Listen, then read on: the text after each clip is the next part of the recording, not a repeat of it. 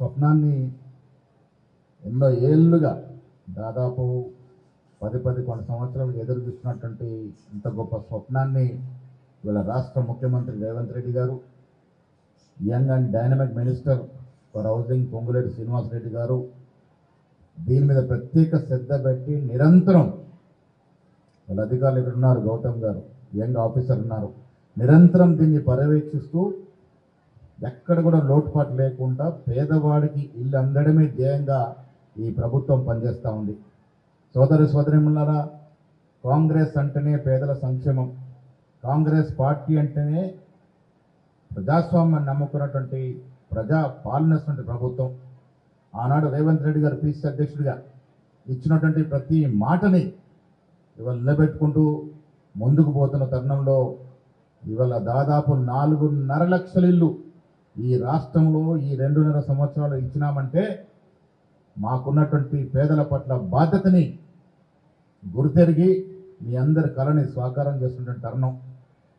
మిత్రులు ధన్పాల్ సూర్యం గారు చెప్పినట్టుగా నిజామాబాద్ ఉమ్మడి జిల్లాకు దాదాపుగా ఇప్పటికే నియోజకవర్గానికి 3,500 కాకుండా మరికొంత కోటా ఇచ్చినటువంటి సందర్భంలో రాష్ట్రంలోనే నిజామాబాద్ జిల్లా అత్యధిక ఇల్లు పొందినటువంటి జిల్లాగా ఉంది అని చెప్పడానికి చాలా సంతోషంగా ఉంది. ఇందాక కారులో వస్తున్న మంత్రి గారు చెప్తా ఉన్నారు, హైదరాబాద్ మహానగరంలో ఏ రకంగా భూమి జాగాలేని పరిస్థితిలో హైట్ రేస్ టవర్స్ కట్టి ఇల్లిచ్చే కార్యక్రమం చేస్తూ ఉన్నామో అది నిజామాబాద్లో కూడా కట్టి కనీసం 8 ఫ్లోర్లు కట్టి వీలైనంత మంది ఎక్కువ మందికి ఇల్లు ఇచ్చే కార్యక్రమం కాంగ్రెస్ ప్రభుత్వం చేపడుతున్నది. ఈవేళ ఇవాళ ఇల్లు అందుకుంటున్నటువంటి మా సోదరి మనందరూ కూడా మనస్ఫూర్తి అభినందనలు. అమ్మలు అక్కలందరి విజ్ఞప్తి, ఈ ప్రభుత్వం మీ ప్రభుత్వం కాబట్టే ప్రభుత్వం రాగానే సన్న బియ్యం ఇస్తూ ఉంది, మీ మేలు కోరే ప్రభుత్వం కాబట్టి ఇందిరమ్మ పేరిట ఇల్లు ఇస్తూ ఉంది, మీ శ్రేయస్సు కోరే ప్రభుత్వం కాబట్టే 200 యూనిట్ల వరకు ఫ్రీగా ఉచితంగా కరెంట్ ఇస్తూ ఉంది. మహిళా సోదరి మనందరూ కూడా స్వేచ్ఛగా ఉచితంగా బస్సులో ప్రయాణం చేసే అవకాశం ఇచ్చింది. దీంతో పాటు అభివృద్ధి ఒకవైపు తీసుకెళ్లిన తరుణంలో ప్రతిపక్షాలు పసలేని మాటలు మాట్లాడుతూ ఉన్నాయి. మీరు ఒకటే ఆలోచించాలి, ఎవరైనా మాట్లాడినా మీకు అందాల్సిన సంక్షేమం అందుతుందా లేదా, ఈ రాష్ట్రంలో శాంతి భద్రత సంక్షేమంగా ఉందా లేదా, ఈ రాష్ట్రంలో విద్య వైద్య పరంగా పారిశ్రామిక పరంగా వ్యవసాయ పరంగా ఎదగాల్సిన తీరుతో ఎదుగుతుందా లేదా, అదే కాంగ్రెస్ పార్టీ యొక్క పాలన తీరు అనే మాట మీ సందర్భంగా మనవి చేస్తూ ఇవాళ ఇక్కడికి వచ్చేసి ఈ కార్యక్రమం పాటు సమూలంగా దీన్ని రివ్యూ చేస్తున్నటువంటి మంత్రివర్యులు పొంగులేటి శ్రీనివాసరెడ్డి గారికి, అదే మాదిరిగా మా జిల్లాలో సీనియర్ మోస్ట్ నాయకులు ప్రభుత్వ సలహాదారులు సుదర్శన్ రెడ్డి గారు, ఎమ్మెల్యే భూపతి రెడ్డి గారితో పాటు అధికారులందరం కలిసి దీని మీద సమూలంగా రివ్యూ చేసి ఇంకా ఏ రకంగా మంచి చేయాలో ఆ దశగా ప్రయత్నం చేస్తామనే మాట ఈ మనం చేస్తూ మానే మంత్రివర్యులకి ప్రత్యేకంగా ధన్యవాదాలు తెలియజేస్తూ సెలవు తీసుకుంటా ఉన్నాను. జై హింద్. థ్యాంక్ యూ సార్, ధన్యవాదాలు. మీ హయాంలో నిజామాబాద్ జిల్లా ఎంతో అభివృద్ధి చెందుతున్నది సార్.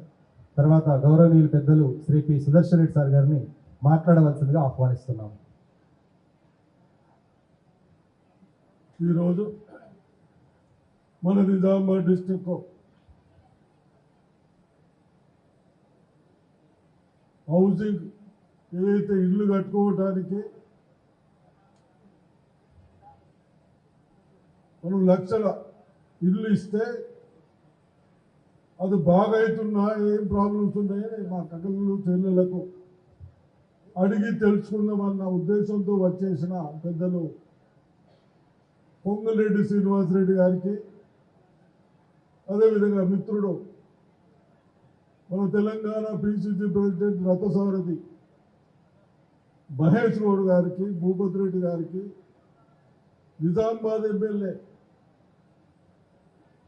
ఆ భగవంతుడు మంచి ధనమునిచ్చుడు ధనభావాలు ధన్పల్ గారికి, మేయర్ గారికి, వచ్చేసిన మన ఇల్లు బాగా కట్టించుకోవడానికి మంచి ప్రయత్నం చేస్తున్న సార్కు సలహాదారుగా సెక్రటరీ గారు గౌతమ్ గారు, హౌసింగ్ సెక్రటరీ గారికి, అధిక వేదిక ఇచ్చిన చైర్మన్లకు, కలెక్టర్ గారికి, ఇక్కడ వచ్చేసిన మా అక్కలకు, చెల్లెళ్లకు, ప్రెస్ సోదరులకు అందరికీ నమస్కారం. నేను ఎక్కువ చెప్పకుండా చాలా ప్రోగ్రామ్స్ ఉన్నాయి, అన్ని కవర్ చేశాను. మా అక్కలు చెల్లెలు ఒకటే ఆలోచించాలి, మన పార్టీ వచ్చిన తర్వాత కాంగ్రెస్ పార్టీ చిన్న వాళ్ళను దృష్టిలో పెట్టుకొని గత 70 సంవత్సరాల నుంచి ఏ విధంగా చేయాలి, భారతదేశం ఏ విధంగా బాగుపడాలి అందరికీ.